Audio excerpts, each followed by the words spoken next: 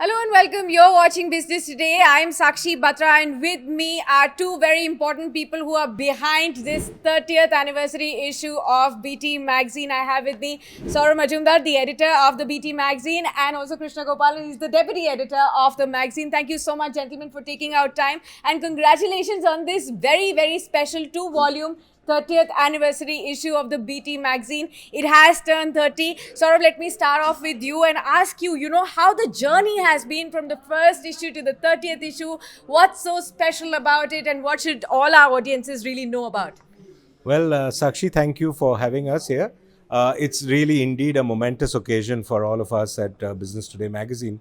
This is a magazine which is, in fact, was launched in 1992. We are now 30 years young, I would say. And more importantly, this is a magazine which has actually chronicled India in the new avatar of post-liberalization India, right? So every single cover we have done, and it was a fascinating journey when we were selecting those 90 covers which we have in the magazine, some of the best covers which we selected. Obviously not possible to put all of them there, but it was a selection which really takes you through the journey of corporate and corporate India policy and the evolution of the Indian economy in that sense. So it was a fabulous journey, and I think this is indeed a collector's issue, even though we say so.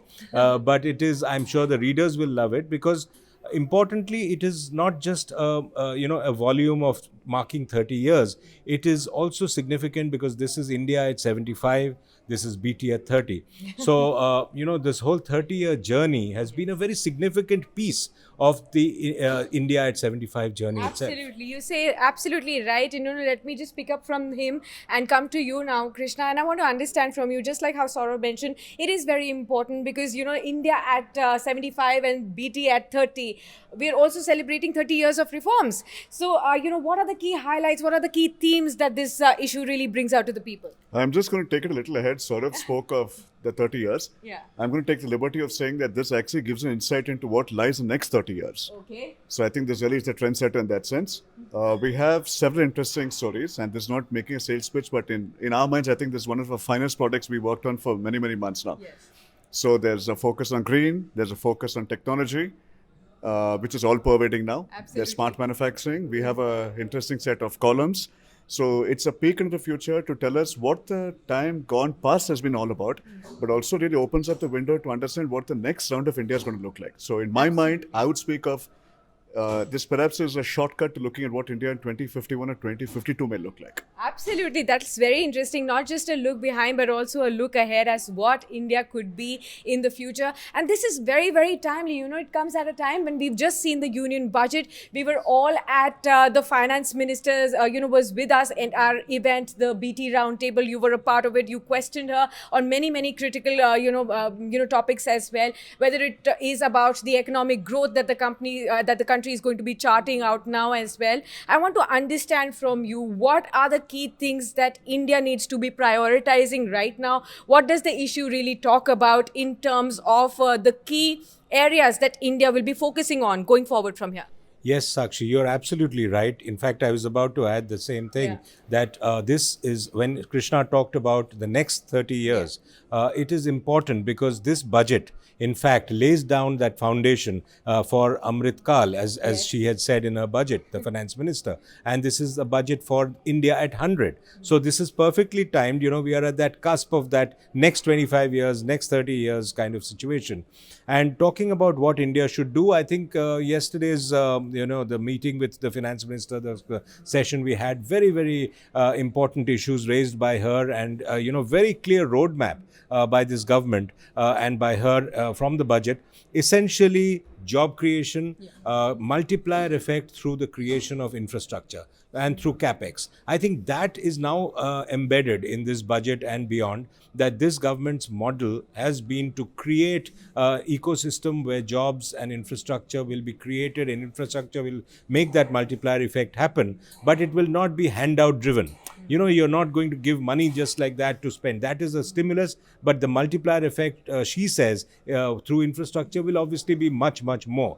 That's the aim of this budget. And I think that is, in that context, this issue talks about some of the key things.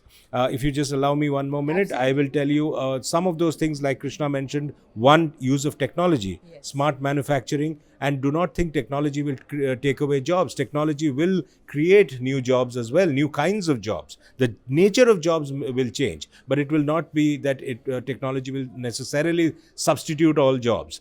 That is one part of it. The second part of it is, of course, the emergence of green. That is another huge multiplier effect, that can create new technologies like batteries and battery swapping, and then the entire gamut will be created, and that is something which a lot of it which this issue talks about. Absolutely, and I can't not talk about the cover and the quote on the cover of Sheryl Sandberg talking about the metaverse will change everything, and how the budget was all focused on digital as well. It was the most often used word as well. Talk to us about how metaverse, on the one hand, we are seeing the stock markets really react on sharply. There are prices going all over the place of these one of the top companies in the world, the highly valued companies in the world, and at the same time we are at the cusp of adopting AR, VR, and also all these new technologies in every walk of life.